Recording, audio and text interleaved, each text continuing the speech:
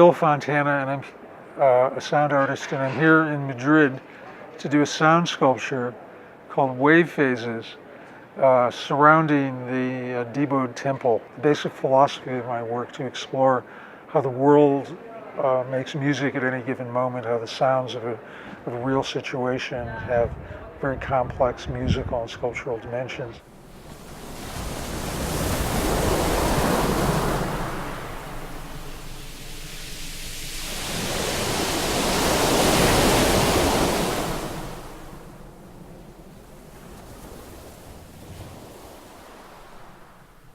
"40 years ago, I was a music student in Cleveland, Ohio, where the Cleveland Orchestra is, and I was going to the Cleveland Institute of Music. I was a composition student, and I was really interested in minimalism in music at the time, and I was also very interested in noise. Philosophically, at that time, an idea that Cage talked about a lot, which is a quotation on the screen, is, music is continuous and listening is intermittent.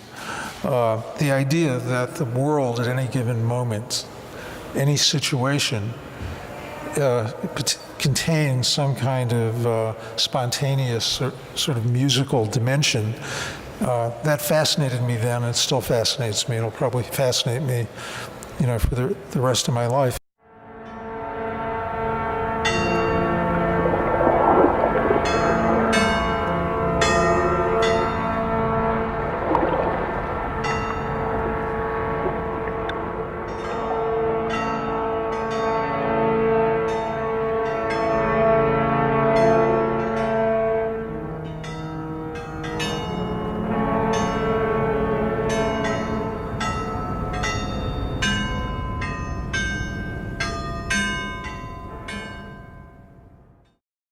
Two other things that influenced me when I started was there was an exhibition in New York at the Museum of Modern Art called The Machine Show, and it was the first time in my life I'd seen any of Marcel Duchamp's ready-mades in the large glass.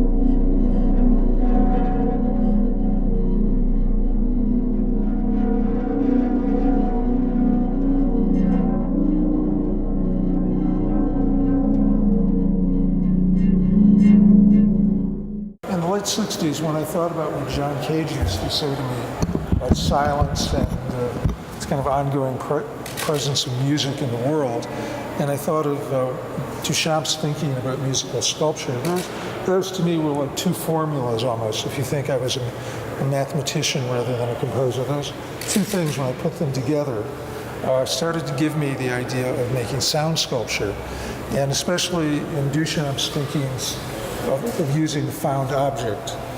I started to think of sound as a kind of found object, and I was really interested in the fact that in people's normal experience of sound in the world, we ignore it. People don't pay attention to noise that they live with, and today people don't do it. They walk around with iPods and iPhones and iTunes, and they don't hear. We have a kind of amazing kind of acoustical unawareness of our environment. And so it seemed to me that if I treated the musicality, the sounds of the moment as a found object and put them somewhere where they weren't supposed to be, that they became something to hear. And sort of my whole career has been a kind of investigation of that in many different situations.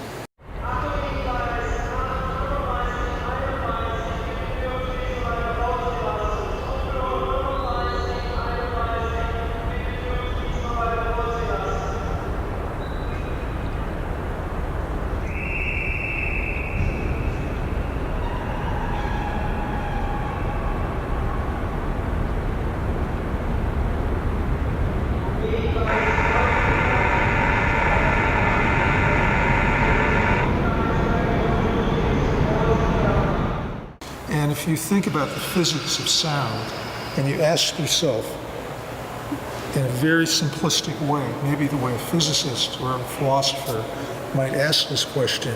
If you take any sound and you think, actually, what is the sound? You're hearing a sound, what is it? If I stand over there, is it what I hear over there? Or if I go far away, is it what I hear over there? Or if I'm in the middle, is it what I hear there? And what if I start thinking about that sound and all the points in space where I can hear the sound? Which is the right answer to the question, what is the sound? And somehow I came to think that the sound was all of those answers put together at the same time. That's the physical reality of any sound. And it depends, of course, what you're listening to. If it's a sound maybe that's only like my voice and it's in this room, maybe it's not such an interesting answer. But if you take a sound that's traveling large distances in space, like the foghorns in San Francisco Bay or Big Ben in London or something like that, and you're able to be in different places at the same time hearing it, and you map that volume of space that the sound has, to me, it's a very sculptural sort of thing. And so these things together kind of have been what my work has explored.